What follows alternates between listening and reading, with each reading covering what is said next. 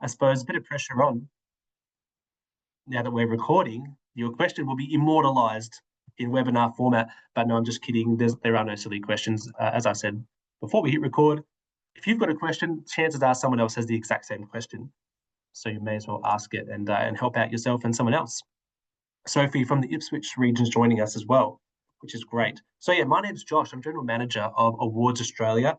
We're the company behind the Community Achievement Awards. We run it because we really strongly believe that the people, who are volunteering, who are working in the community, not-for-profits or even businesses who are involved with the community, that make our communities better places to work, to live, to raise families, to have fun, that without your work, without your tireless dedication, our lives wouldn't be as full. So we run these awards to share your stories, to put a platform out there for community champions to be celebrated, because it's not the reason you do it. No one's doing important community work to get an award.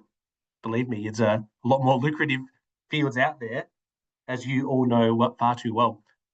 But we feel that encouragement can really help people to keep going. And sometimes that little pat in the back is all we need, just to know that, hey, we're being acknowledged in the community and all our hard work is actually worth it. So thanks to all of you for being part of this. And now with our nominations, we're coming to the end of the nomination phase. So we're holding this webinar to help you make your nomination stand out. I think one of the most common things I hear after the judging announcements is, I was disappointed that the nomination I put in for this community group I run, or this volunteer I know of, for my parents, for the person I mentor, whoever it is, disappointed that the nomination, wasn't shortlisted as a semi-finalist or a finalist. They do so much amazing work, and they, list off these incredible things they do, all these people who have helped in the community. Now we go back to look at the nomination, the form, and there's only a few words entered in the questions. There's no supporting documents attached. There's no referees listed.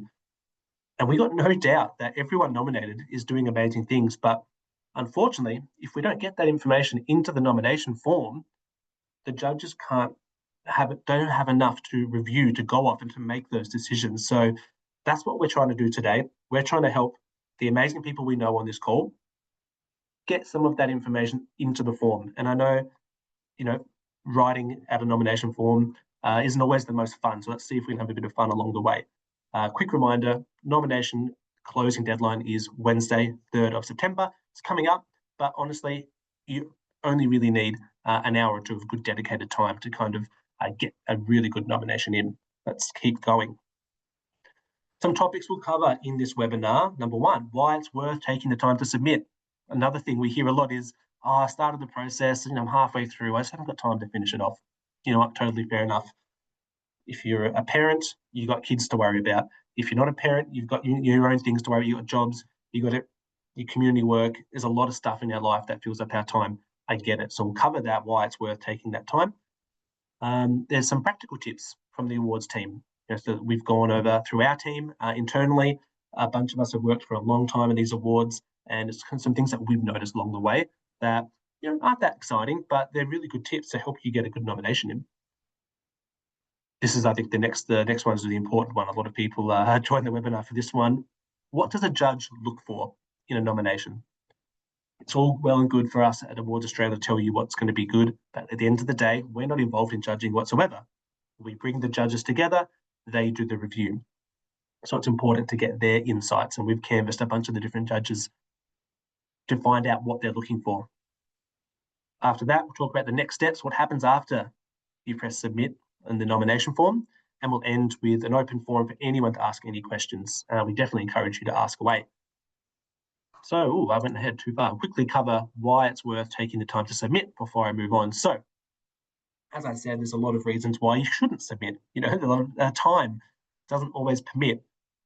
But the reason it's worth taking the time to submit is that once you do, it triggers a few actions from our end in our team that sometimes people don't actually know that we do. So the first one is you'll be invited to fill out another form. I know, death by form, apologies, but this is a quick and easy one.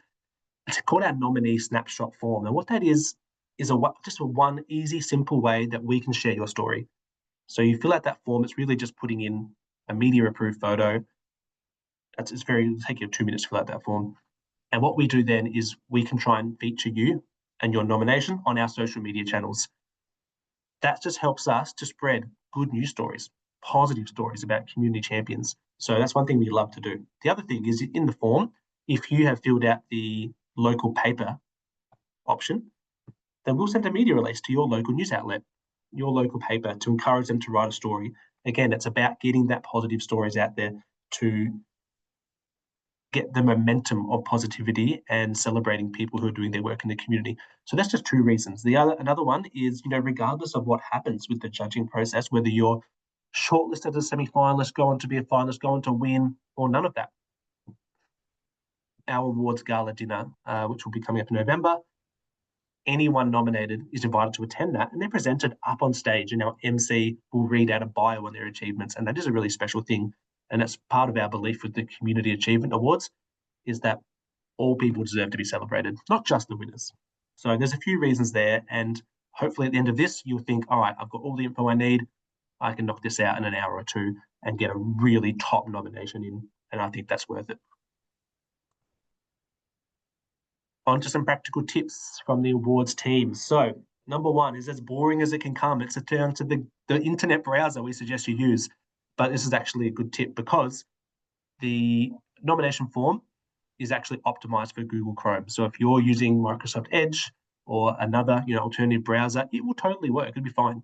But Google Chrome is the one it's optimized for, and we do suggest you use that.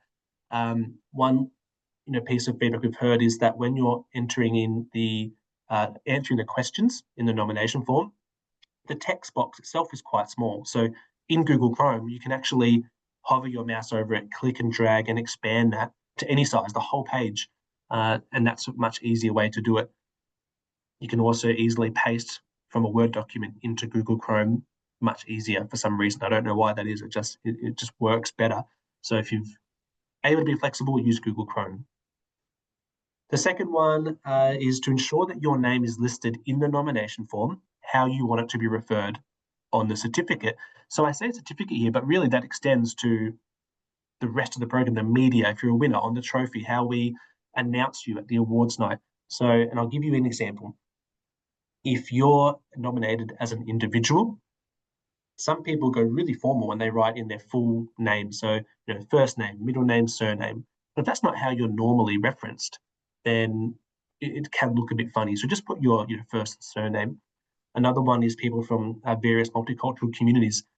They might have their name, listed a different way to how they're normally publicly referred to. So it's just, again, choosing how you would like your name to be listed. There's no right or wrong answer. It's up to you. Another one is with organizations. So if you've got like an umbrella company name and then you've got a foundation under that and you're nominating the foundation, put the foundation name in there as the organization name. So again, it seems obvious, but just for you to understand how that's being used, then can help inform how you would write it out. Speaking of writing, the next tip here is about writing your answers in the way that you feel comfortable. So if you're writing it about an organization, that kind of takes care of itself. You're just writing about the group, the company, the organization, easy done.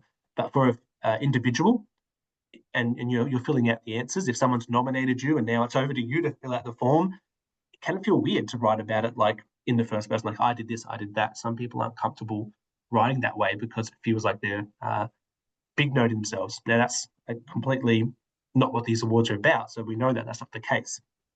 So if it feels more comfortable, you can write in the third person. That's totally fine. My main tip there is just to keep it consistent. Don't switch between first person and third person. Just try and keep it consistent. And this one here, inject your personality. That is actually my favorite tip, because if you think about a judge who's reviewing, a whole heap of nominations and each one is very formal English, very proper, it's all of a sudden they get one that's written how you'd normally talk with a bit of personality and a bit of humor even maybe. It's going to stand out. It's going to leap out of the page or out of the screen for them. And this is the Community Achievement Awards. It's not the Business Industry Awards. It's not, Legal Compliance Awards. So you don't have to use that kind of big jargon or anything like that. Feel free just to write normally and inject your personality into that. This last one, again, super practical, but can actually double your chances. Did you know you can enter 2 award categories? So that's part of the terms and conditions of the awards, that you can enter up to 2. If you enter more than two, then our team will get in touch and kind of help you to decide which two you'll go forward with. You can't be in three or more categories. But a lot of people will enter in one and leave it at that. But if you look through the nomination, the award category, you might see one that it could be quite appropriate for you, and why not go into that one as well? Again, double your chances. It can't hurt. I personally can't think of a downside other than the fact that yes, you do have to fill out a second form, but you can copy paste all your answers. And I suppose one practical tip missing here, I could add this in for next time, is that when you have finished your nomination, or even as you save as you go, you do get emailed a PDF copy of that nomination document, and that is very then easy to copy paste into a new form. So I'll just pause here if there's any quick questions on those practical tips.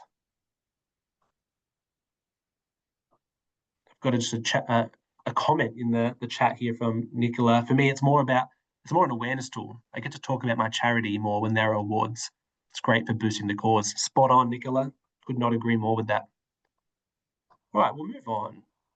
Please jump in with a question if you'd like at any time. No problems. I'm happy to be interrupted. I've got 2 kids. I'm used to it. I'm always being interrupted. So the next one, what are the judges looking for? Provide at least one referee. I cannot stress this enough. This is so common with judges that say this. And there's a couple of reasons, but let's say you have nominated the community group that you're part of. On the form, it's your details. It's got the organization name, and then you've written all the answers about your group. That's great. From a judge's perspective, they're looking at that going, well, this is one person who's provided this information. How do I know that this group is actually doing what they've said they've done? How do I know that they are positively impacting people in the community? There's no one else here that can really back that up. So what I would suggest in that case is perhaps you would then shift your details down to the nominator field. You're the nominator of the organization. Maybe put in the president or the secretary or just someone else who can be the nominee main contact. Doesn't mean that you're not the main contact anymore. It's just kind of got lots of details in there. Then there's 2 referee slots. Encourage someone who knows about your community group, whether that is, you could aim high and go to the local MP. You could just get a community member who knows of your group, who's used, the services that you offer or something like that, who's engaged with you. Have some people in there, 2 referees, at least one, I said, so that when the judges look straight away, yeah, there's people in here that can vouch for this nomination. Now, to take that a step further, to go from a good tip to a great tip, is ask that referee to provide a small testimonial to support your nomination. So that can be as simple as an email, 1 paragraph in an email, and then you might get that email, attach it to the nomination as a PDF. Now they're listed on the form as a referee, and they've given a statement on why they support your nomination. Very, very powerful. The judges can see that, and instantly they know there's others who back up this group, and you're building trust and rapport with those judges immediately. So that's definitely, I would say, if you do no other, kind of additional things on your nomination, do that one. The second one, I kind of touched on that by saying about the letter of support, is to use the attachments as evidence. So sometimes someone puts in a good nomination and they've got the attachments there. You can upload up to 10 attachments, and they'll provide 10 individual photos. And that's quite lovely because it can provide a visual element of your nomination. But if they're 10 photos that are all kind of saying the same thing or showing the same thing, then we're not really utilizing that to its full advantage. So what I would say is, in one of the questions, if you've written that my community organization, we put on 5 community events over this year, and we had 5,000 people come along. So I'm just making these up. It's purely for an example. We had all these people come along and were able to provide families with a great experience. So then you want to try and have the photos that you're attaching to show those community events. It's backing it up as evidence. Then you might have a screenshot of a Facebook post where someone commented about the event saying this event was amazing. It really helped, and whatever the event is for. But again, you're showing the community enjoyed it. The local paper might have covered it. So now you're attaching a clipping of that news story to the local paper. Local community event, huge hit, massive boost for the community. This is the kind of things that we want to use as the attachments. So it's backing up the written answers. And again, this is what the judges are looking for, because they have to compare nominations. And if you've got one nomination that's got the written answers that are answering all the questions versus another nomination which has the exact same quality of written answers, but it has all these attachments showing this evidence, naturally you're going to go with the one that has the attachments, because it's kind of giving you that extra bit of proof that all these things happened and it went really well. Another way you can do that, if you haven't got so many documents to upload as attachments, is through links. If you've got someone who manages your Facebook page, or they're doing a great job with updating the website with all that stuff, just include that within your answers to say things like, for further detail on these events we ran, see here, and then put the website in. Saves you typing a whole lot, gets the judges to see that extra evidence. So you can use that that way as well. The next one is about referring to the category description, which, again, it seems like a really obvious kind of thing. Oh, sorry, my bad. I'm just pressing mouse buttons here. Apologies for that. So refer to the category description. If you are in the Bendigo Bank Community Group Award, then just at a couple of points throughout when you're filling out your questions, go back up to the description of the award. What is it saying? What is it about? Capture the essence of that award, because sometimes we miss that, and especially with the award categories that are, a bit more niche. So you might be, I'm talking about like the community safety, that kind of thing. Double check what the award description's about, and you can even use that to inform how you write, especially if you get stuck with how to write an answer to a question. Go back up to that, read it. It's going to give you some tips, and really use that to help you answer the questions. I hope that makes sense. If it doesn't, please give us a call or an email after this. Our team at Awards Australia is here to help you with your nomination. One of the highlights of what we do is getting to chat to you, getting to find out more about your story, and then help get that onto the nomination form. So get in touch with us. We're happy to walk through it with you and go through those finer details. Obviously, I can't cover every single award question in detail here. The next one is about showcasing your purpose and impact. So this one I feel gets missed a lot, because the people on the call, the community champions and local legends we have, your purpose and impact. But sometimes, because that seems really obvious, we'll skip over it in the nomination form. So, the example I can use is if you're a charity that is all about raising awareness for cancer, you assume that everyone knows that. So you start writing out, we do this, we do that. But sometimes you forget, you've got to lead with the why. You've got to lead with why we're doing it, who benefits from it, what impact we make. So kind of keep that in mind, that sometimes we skip over the obvious things, but we need to tell the judges those things. So keep bringing it back anytime you're unsure how to answer one of the nomination questions. Just keep thinking, showcase your purpose, showcase your impact, and I'm sure it'll take care of itself. Lastly, and the judges, what they're looking for is they want you to be specific where you can. So if you answer a question like, we help a lot of people and we do a lot of good, that's excellent. But who are you helping? How many? What are you helping them with? You know what I mean? So we've got to remember that these judges they read lots of nominations, and sometimes if we're speaking too generally, then we're going to just get glossed over. So we have to be specific and showcase your purpose and impact. Coming back to those ones, I really encourage you to kind of keep that in mind as you're going. That's going to help you stand out, because that is going to resonate with the judges. Alrighty, so I've given a fair bit of info. I've talked at you for a while. Apologies. I hope something has landed well with you and is going to help you to put in a great nomination.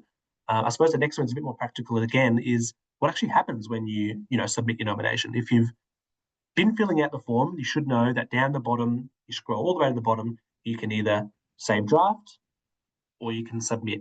Now, because there's those two options, some people really don't want to hit that submit button until they're completely ready. Everything is all finalized, because a little detail of the form is that when you hit submit, it logs you out. And people think they can never get back to their nomination again. So just to let people know, after you submit, you press that submit button, you can still edit your nomination right up until the closing date. What happens at our end, if we part the curtains and, some of the internal admin at our end, what it does is it tells us you finished it. So, we do stop hounding you. So I guess something to be aware of. You won't get nomination reminders really from us, because it tells us you're finished, you're done. But I just thought I'd let you know, a lot of people do worry that after they hit submit, they can't get back in. You can get back in. So, if you are time poor and that deadline of the 3rd of September is a worry, you got stuff on, you're going away on holiday, you can submit now. And if you get a chance to make some final edits, you can log back in. But that's just kind of what happens there. I touched on this earlier. Once you hit that submit button, you'll get sent an email encouraging you to fill out the nominee snapshot form. One thing about that is that if you think about, going back to school days, when your exam or assignment's due, we're all doing it at the end. Of course we are. When there's any type of deadline, we're going to wait till the end. I do it personally all the time. So just keep in mind that because most people do that, when the awards close next week, that's when the majority of people will be filling out that nominee snapshot form. And unfortunately, it just means we won't be able to feature everyone. I'm sorry, we won't have enough time to do all those posts. So the earlier you get in, if you're able to get it in this week, we'll probably have some clean air where we'll need some content to go up, and we'll be wanting to feature nominees. So if it's possible to submit early, that can be a sneaky advantage, is that your nominee snapshot may go up, have a better chance to go up anyway. Lastly is, after that 3rd of September date, our team is reviewing all the nominations, making sure that they are fitting the eligibility criteria, making sure that they're kind of as complete as possible, and doing a lot of quality assurance from our own end. That goes on for about a week, and then the nominations go straight into the judging process, which takes roughly 4 weeks. And there's between 25 and 30 judges. We're still firming up a couple of judges. So rest assured, it's a very rigorous, very robust judging process. I think it's easy to think that sometimes it's just one person reviewing nominations and they've got the sole say. That's not the case. So lots of stuff is happening behind the scenes. And we're also going to have our early bird sale for our awards night. So at that point will be the cheapest possible time to get tickets to the awards night in Brisbane. So keep an eye out for that as well. Now, Emily's been putting in a few amazing tips in the chat, which is great. Russ has asked a question. So what I might do is quickly just skip across to this page, because we are up to that Q&A time. So Russ says, can I include a link to a video to support as evidence? And that is the top question, Russ, because I like the way you said that with a link. Unfortunately, we can't upload a video as an attachment, as a supporting document. It just doesn't support the file size, but a link is absolutely the way to do it. So whether you have that as there's a few different ways you can do it as a, file sharing. Just make sure you've got your settings correct, because you'd hate for a judge to not be able to access it because it's private. If you're a bit tech savvy, I think the best way to do it is to upload it as a YouTube video. That's a private link. You can only view the video with the link because it's just the easiest for judges to access. So, Emily's put some good tips in there on that one as well. I'd like to open it up to any other questions people might have. Please go ahead. This is the perfect time to ask them. And just while we're waiting for people to ask their questions, whether that's in the chat, whether they want to take themselves off mute and say it out loud, please go ahead. Just a reminder, the deadline is Wednesday, 3rd of September, so still a week to go. And I do truly think that you can get the nomination done in a fairly short time. If you're going to sit down and just, for me, cup of tea, that's when I need to get something done for an hour, cup of tea, and you just get stuck in, and it will be done before you know it, to be honest. So just a reminder here, we've got some of the award categories that are up for offer. So even just by looking at the award category, you can see here that more than one may be suitable for you. Another thing that some people don't, recognize sometimes is that if you're part of a community organisation with a number of people involved, obviously the Community Group of the Year award's a great one.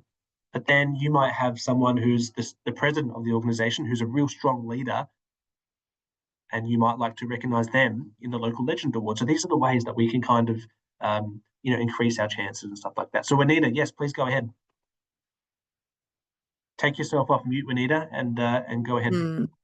Yeah, well, I've been trying. I'm applying for well, I've been nominated for 2 awards, but put the nominee down. But he's asked me to write it myself. But happens. when I've been saving it, but it goes to the wrong one, and it's getting confused, and I try and open it again, and there's nothing there, and it's just getting confused between the two all the time. So I'm wondering whether I finish one and submit it, even if it's not ready. That might wouldn't be such a problem. Yeah, I suppose that's not a bad solution, just to focus. And honestly, I do suggest that to focus on one at a time, get one done, and then you go through Well, I do one at a time, but it's getting confused because it's 2 done by the same nominees and the same referees, I think. Yeah, and I do believe that in our nomination form, it'll only let you open one form at a time. It doesn't like to have 2 forms open. So if for some reason that online form is causing you some issue, we can also provide you with a Word document. So that might be easier for you just to fill out a Word document than you have to worry about the online form. So well, I'm cutting and pasting from a Word document. I've actually probably started the same one about a dozen times for each of them, because it just keeps on defaulting to an empty page. Yeah, so once I've tried to save it. Let's get you with a Word document just to avoid any web issues. So for some reason, some people just have a little issue here and there. So we'll get you a Word document, fill it out, so that way you don't have to worry about the online form. Email it to us. So with the Word document, I'll have to put in all my name, the nominees, and the referees' details on that Word document. Yes. Yep. Yeah, because I basically save a Word document with all the answers to questions. I've got that already. Perfect. But I can just add the other details and I just send it in to you then? Yeah, you've got Emily's email address? Probably if I go back in my email trail, because I know I've talked to her before. Yeah, I'll pop it in the chat. I'll pop in the chat here. So this email address is called CAA, so CAA, Community Achievement Awards, at awardsaustralia.com. And that email is monitored by multiple people in our team, so someone will get it. And I think that's a good way to do it. Yeah, and the other thing is, if I put a submission in and I'm still trying to get photos and evidence together, that's not a problem. Is that a problem? No, that's great. And again, we'd hate for you to not have the nomination submitted purely because you were waiting for one tiny last piece and then you miss out the whole thing. So that's why I do suggest sometimes submit it. You can always edit back later. And if you're a little bit worried, you get something after the nomination closing date, just email it through to our team and we'll sort you out. So we're definitely... So, if I'm doing it by email, then I'd have to email the photos through all the forms. Yep, no problems. Yeah, that'll be all right. I've just been having this. I've spent far more than an hour in the last few days trying to get this to work, and it's really killing me. Spending so much time on it. We don't want it to cause you pain, so that's fine. Email it through to us, Juanita. But Juanita. Yes. Juanita, Emily here. I'll give you a call after this session and we'll have a chat about it. I'll help you out. No worries at all. Yeah, well, it's just been so annoying because you take all the time. It's not been, if I was writing it straight into the thing, it would have been so much worse. But because I've been cutting and pasting from a Word document, it's not such a big problem, but it's still frustrating. Yeah, definitely. Well, thanks, Renita. We'll sort it out for you. Does anyone else have any other questions? Yep, I've had my hand up. Yeah, is that all right? Go ahead, Freya. I'm wondering, in a question such as describe how the individual or organisation has championed diversity and inclusion, I wondered if I could put links in at that point, or whether it's actually merely a description. And if a description, are they looking for strategies used, or is it about numbers of impact? Yeah, it's a really good question. So you can certainly put links in, no problems at all. But what I would encourage is not solely relying on the link only. So provide some initial intro into your answer to the question, and then you can use the link to say, as evidenced by this website, or see further details on the impact here. So the good thing about the questions is you can tell us if we nailed this or not. We try and write them as generic as possible so that it can, whatever your answer is going to be, is going to suit you, if that makes sense. Because if we try and make everyone fit into this really tight criteria, then it's actually going to exclude people. So we've tried to have it so that you answer it the way that you feel is more suitable. And I like that you were talking about the impact there. I think that always, if you're not sure, then that is a really good fallback to answer it that way. I think it's more that the impact for me may not be numbers that it would be for someone else, because I'm in a very specific industry. Yep. And so my way of tackling that is to take both angles of the industry in terms of referees. Yeah. So the population and then the industry. But like it's not going to be as simple as, impacted 10,000 people or whatever. You know what I mean? Like, no, and I'm not going to have that kind of thing. Do you know what, Freya? I used an example earlier about like a community event, 5,000 people, and I realized straight away, I was like, that was actually a bad example, because make it seem like it has to be this humongous thing, and I understand that sometimes we don't always have the quantitative data that is going to stand out to some people. That's where I think what you're saying there with the impact is important. So you don't have to necessarily show big numbers, but answering with those strategies and the impact why that's important. It's okay to have a more narrow. Yeah, because I'm in a really impact, but it's micro kind of space. Yeah. And so I guess I'll just explain that. I think so. And I think that's good because, we've got judges from all different backgrounds and different organisation sizes. And it's definitely not an award for who's I guess, having a small imprint on a large number. I think actually a big impact on a small number is just as great. Thanks, Freya. Very good question. Alrighty. Any last little questions? Otherwise, I think we can leave it there. And don't forget, I popped in caa@awardsaustralia.com into the chat. Please feel free to get in touch there with any questions you might have. Russ, did you have a question there?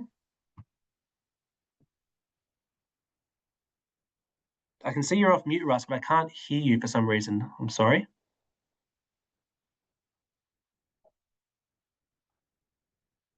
For some reason your speaker's not cooperating, your mic.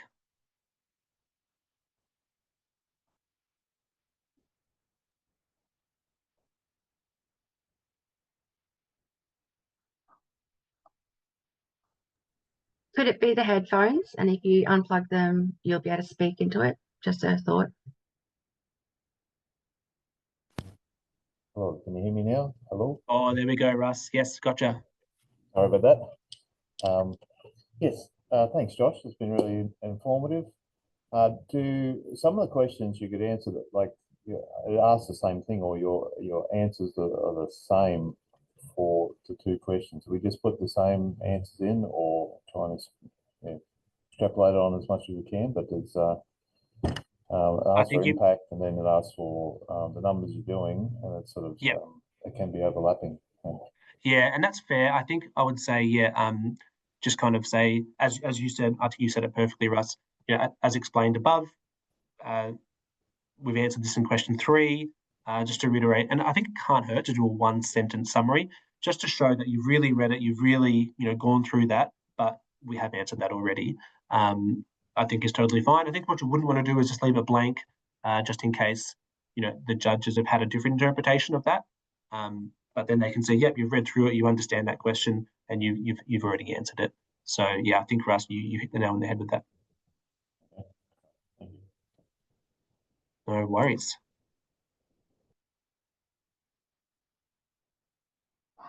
Alrighty, well, thank you everyone for your time. Juanita has another question just in. Oh yeah, Josh. go ahead, Juanita. It was Just yeah, pop off mute. Oh, there we go. Well, in there, so sometimes impact is not necessarily numbers. It might be the way people react and things like that. Yeah, and that's where the testimonials can come into play, and the letters of support. That's showing impact. Just because it's not a huge number of people, that qualitative impact is just as important. So, good points. Because Well, I thank know you, that everyone. I've mentioned things like reactions to things I've done, but I can't actually get a proof of it. But things I've actually noticed. Yeah, and again, just a referee who can vouch for that. That's just as good.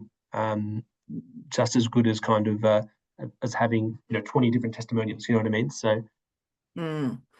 Yeah, well, my referees will be.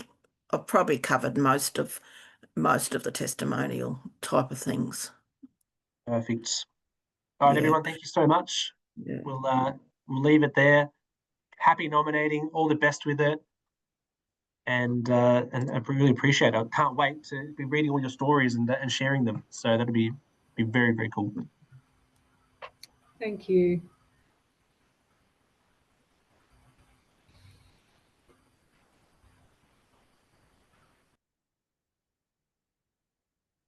All right. See you, everyone. Bye.